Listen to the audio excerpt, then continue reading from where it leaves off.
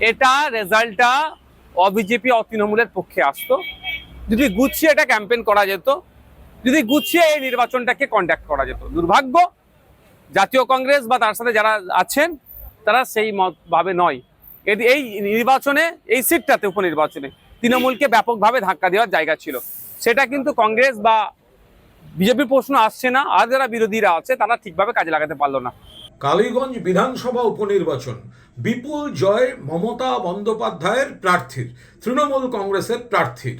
আমরা আন্তরিক অভিনন্দন জানাচ্ছি ভোটারদের, মানুষকে, এবং আমরা পরিষ্কারভাবে বলে দিতে চাই যে আবার এই বিজেপি হারলো, আবার এই কংগ্রেস সিপিএম হারলো।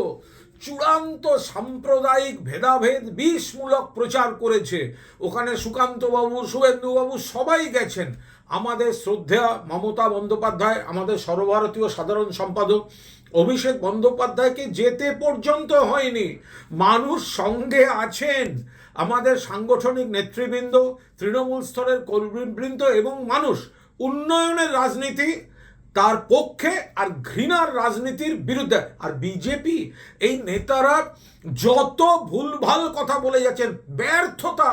সুকান্ত মজুমদার সভাপতি হিসেবে লজ্জা হওয়া উচিত। কমছে কমছে, সিপিএম এখনো শূন্য, কংগ্রেস শূন্য।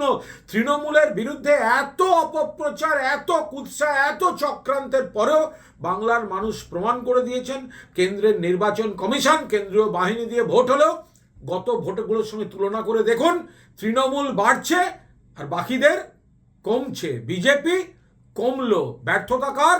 বিজেপির এই নেতৃত্বের এবং বাংলার মানুষের সাফল্য যে তারা মমতা বন্দ্যোপাধ্যায়ের পাশেই আছেন।